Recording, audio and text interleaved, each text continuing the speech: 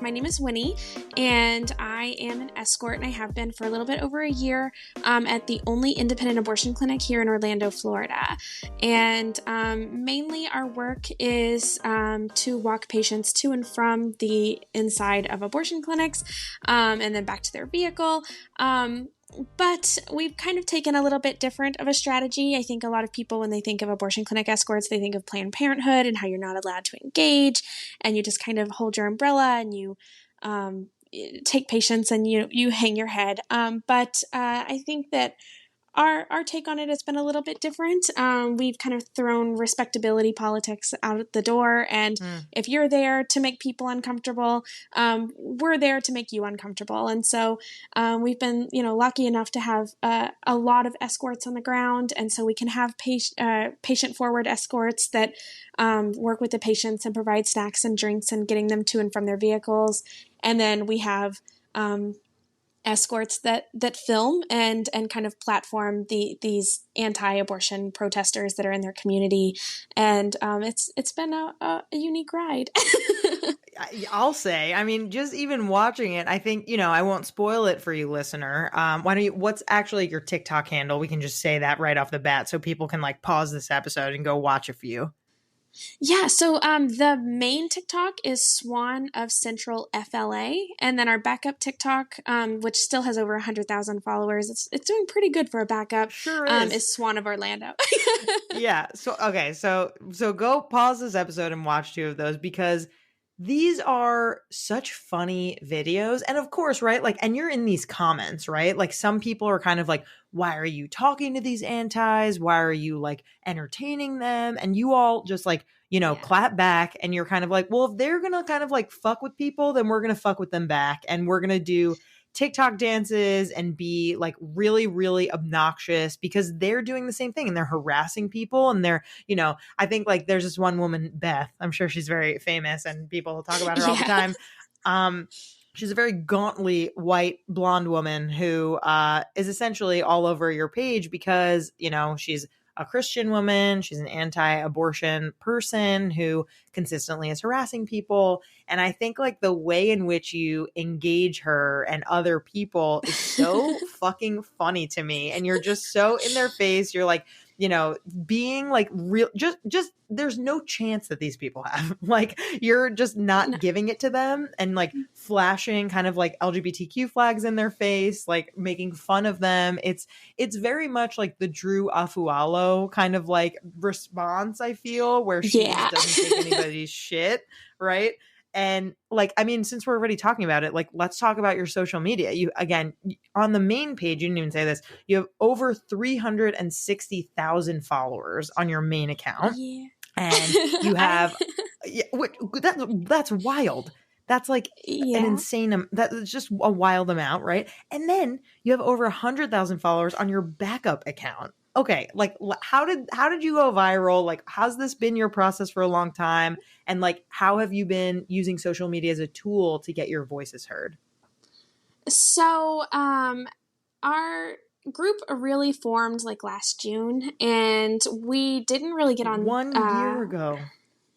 Yeah. Wow. Yeah, and we didn't even really get on social media until September, as far as an official group social media. And our goal was to hit 1,000 followers so we could go live, so we could have engagement with other clinic escorts and kind of be in that sphere of gaining live content and stuff, so people could feel like they're at the clinic with us. Because I think that a large part of what we do and our success is the fact that people wish that they could say these things to these anti-abortion protesters, and they wish that they could do this, and they see people kind of finding a sort of confidence, and we're kind of bold about it. And I just don't think that right now is a good time to be quiet. I think that the time for being, polite is kind of over, and people have really resonated with that messaging, and it just kind of took off. And I think the first video that we ever did that hit 1 million was one where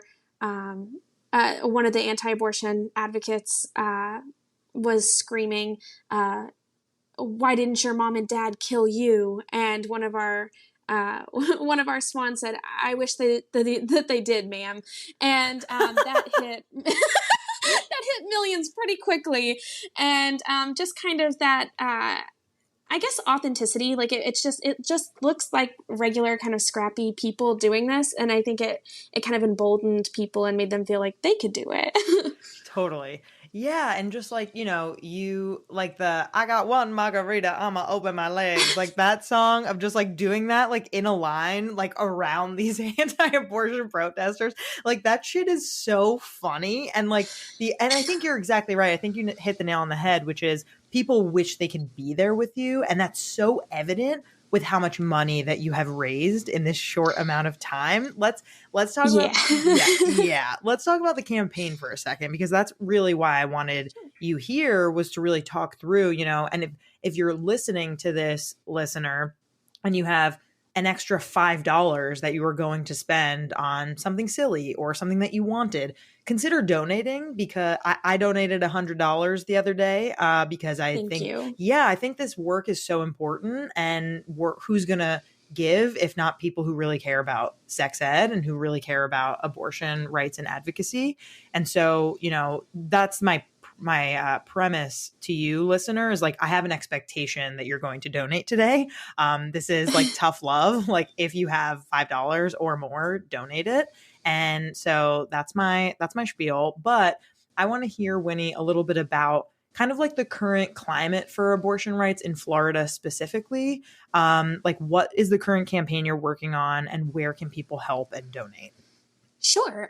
So let's start with the current climate, just so we can kind of frame kind of what's going on. So currently, Florida is considered a safe haven state, meaning that we are kind of the abortion access for our state and the surrounding states. Georgia has a 6-week ban. Alabama is a total ban. Tennessee is a total ban. Texas, Louisiana, Mississippi, all across is a total ban. We see states from all over the place. Orlando is a pretty easy and cheaper airport to fly into, and our clinic offers next day abortion services. So you could get a flight like Friday night and see a doctor Saturday morning. Mm-hmm. And so that's absolutely it's very necessary. And with that in mind, it's important to keep clinics like ours open. And our state has unjustly fined our clinic $193,000. It was a very unclear thing. If I could talk a little bit about kind of what happened and what those fines are. So back in 2015, the 24-hour law went into effect, and it was passed, but it was immediately halted, and it'd been kind of hung up in courts for a long time. And then about a year or two ago, it in the middle of the night got unhalted, and there wasn't a big news announcement. There wasn't a lot of information about it, and our clinic didn't know, and they continued to do abortions same day, meaning the 24-hour law is you have to have a consultation, and then 24 hours later meet with a doctor for your actual procedure. It's right-wing nonsense to ensure that, one, it's more expensive to travel, and two, they frame it as like time to think about it and time to really go over your options. Mm-hmm. But really, it's to make it more inaccessible. You have to have more days off of work. It makes it harder to travel. More hotel stays. Yes. So for 12 days, our clinic performed 193 abortions. And the maximum fine per infraction, I guess, is $1,000. And the judge said that, our clinic had credible evidence saying that they didn't know. And they suggested that we are fined $350 per abortion. And they said, nope. We're not going to listen to the judge. We are going to do the maximum fine, and we are going to bankrupt this clinic. And that's exactly what they're doing. And so our clinic now is faced with the absolute maximum possibility to be faced with for this. And yeah. And we had never raised more money than like $1,000 at a time. We are sponsored by a nonprofit, but we're just kind of a scrappy group, and we're only Wait, focused sorry. on one clinic. I Oh, need you go to ahead. pause. You've never raised more than $1,000 at a time, and you've already raised, what's the number at right now? Like 150,000 or Oh my 153. God. Does that feel like the best thing ever or what?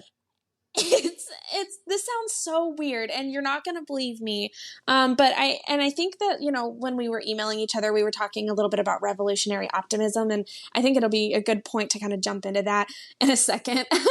But we had never raised more than 1,000 in like a single time period, and we had just, you know, been paying for people's abortions here and there. If a patient comes out and they said that they can't afford it, then we would just go live, raise a little bit of cash, and then pay for it. No big deal, whatever. And we were some of my comrades in our organizing team. We were talking about this fine, and we were like, we have to raise this money. And there was a few people that were like, I don't know if we can. But most of us just kind of felt in our gut that I think we can do this. You And knew. we're only, yeah, we're only focused in one clinic, and we've never raised this amount before. But we feel like people are kind of really dedicated because they feel like they're part of this too. And that's one thing that we've been really we're kind of adamant about that. That like we're all in this struggle together. It's not just this clinic in Orlando. It's no more closed clinics, and we're all kind of in this together. And we were hoping that would resonate with people, and it really did. And the first day we raised like $29,000, Wow. and I had a House representative like call me on my personal phone number, and it was just so strange. And then like I don't know if you know who like Jessica Valenti is, Yes. but she's an author. Yeah, so like she wrote about our clinic, and then we were like, hey, that's actually our clinic. And then she wrote about us in her newsletter and stuff, and she wrote about us on Twitter. And I think after Jessica Valenti wrote about us on Twitter, it just blew up. And I was like, oh my gosh. But that was so exciting. It was like a whirlwind.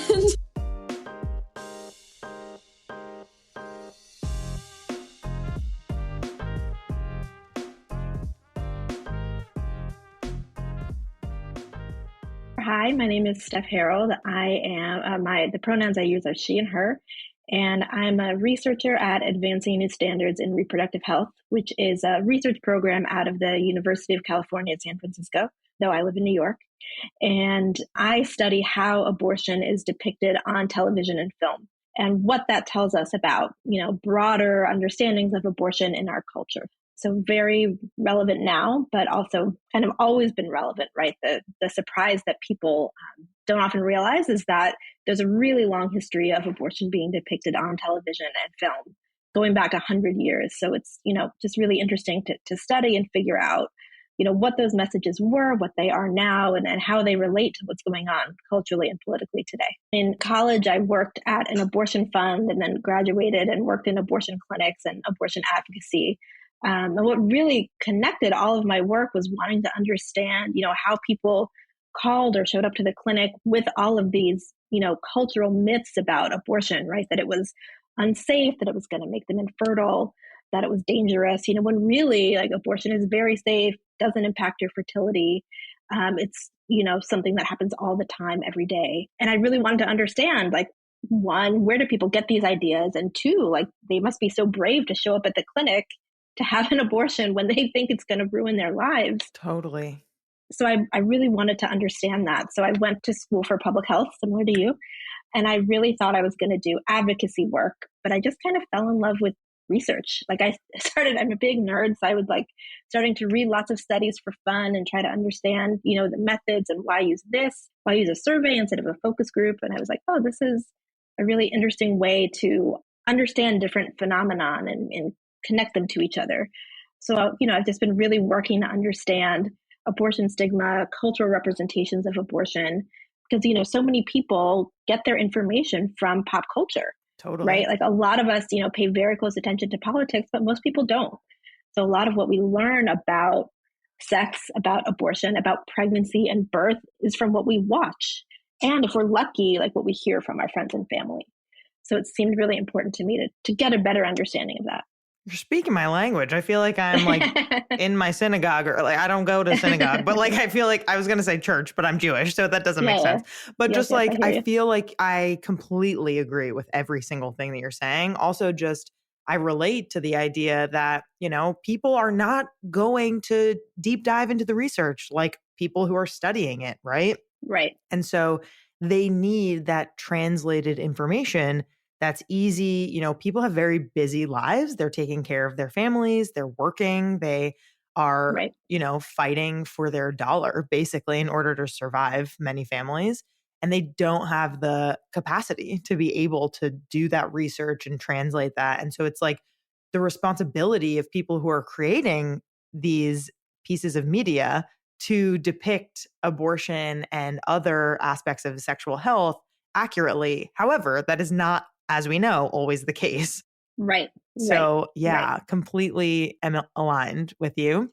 Let's get into your Twitter thread because you recently had a Twitter thread go viral about the depiction of abortion in the new Marilyn Monroe movie, Blonde. And I personally, I haven't seen that movie yet, so like I can't speak to it, but I don't completely, watch it. That's what your tweet said, was like, just don't do it. So I was like, oh, I guess I just won't do it. I wasn't really interested in it anyway. And then I saw your thread and was like, oh, then I definitely don't want to watch it.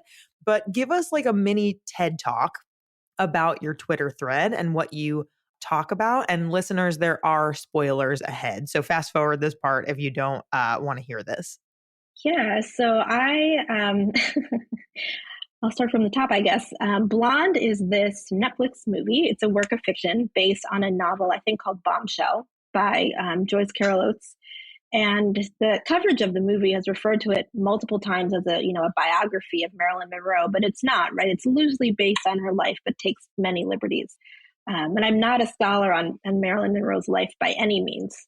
But, even somebody who's casually watching this can infer that the movie just treats her really terribly and just paints her as this one-dimensional, fragile victim with no agency and no power in her life who, repeatedly gets exploited by men at every turn. And we know that, that was probably part of her life, part of any woman's life who was, a big player in Hollywood, right, in the 40s and 50s. But there's no sense from this film at all that the person behind the camera cares about her humanity, which really, struck me most about the abortion scenes, right? We don't know if she had abortions or not, but the director chose to, portray her as having 2 abortions and a miscarriage. The most striking thing to me was they completely personified this fetus, right? It takes up the whole screen, like a CGI image of a maybe near full term developed fetus when Marilyn isn't even showing. Oh. Yeah, right. Which is in and of itself absurd. Yes. And she has conversations with it, and the fetus chastises her for having an abortion. Oh. Yes, it's absurd. Asks if Marilyn is going to harm that fetus like she harmed the previous fetus. And it just like completely infantilizes the Marilyn character. It's totally bizarre. It makes her look out of her mind, which I think is the point. And after this really bizarre conversation scene, Marilyn has a miscarriage of this wanted pregnancy, which makes it very clear, like the miscarriage is punishment for her prior abortion. She bleeds like out of her stomach, which is not where a miscarriage happens. What the fuck? Yeah, it's really weird and like disturbing, and not in a way where you're like, wow, I can see what they're doing here, but in a way where you're like, what the fuck? Like, this is certainly a choice. Right. Yeah. And in the 2 scenes of her abortions, the camera really bizarrely has the shot inside her vaginal canal. So we see her cervix. Oh. And it's like, it's not done in this way that you're like, oh, the director is trying to get us to feel like we're violating Marilyn too. Like, I understand. It's like, you just feel, just like repulsed by the decision to exploit the character in this way. So just really, correlates abortion with murder. Abortion providers is not listening to their patients, because Marilyn in her first abortion is saying over and over again that she changed her mind, that she doesn't want to have an abortion, but the Oh, doctors wow. don't listen. They like force her Characterizes, to have one. yes, characterizes abortion patients as hysterical. It just feels, irresponsible, unimaginative, just bad storytelling. Yeah. Oh, God. Yeah, gross. Yeah, So, yeah, it sounds like not just one mistake, but many. Um, yes, well, not even mistakes, choices, right? Like this was a multi-million dollar film and they were yeah. very On Netflix. careful on Yeah, Netflix nonetheless, right, especially like in our time of Roe v. Wade being overturned. We, as public health people, know abortion has been inaccessible for many people for many, many decades. This is not the time to be careless with the way in which abortions are right. depicted in multi-million dollar movies. It is never the Yes, time, but it is specifically not the time now. yes, That's so repulsive. I mean, so you made that Twitter thread.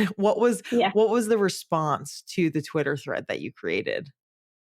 I was pretty shocked that it went viral, honestly. Maybe because I tweeted it right around, I think, on the day or the next day after the movie came out. So there was a lot of buzz about it.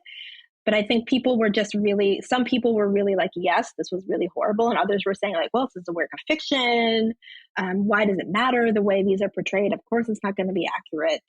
And others were saying, like, well, this is accurate because Marilyn was exploited.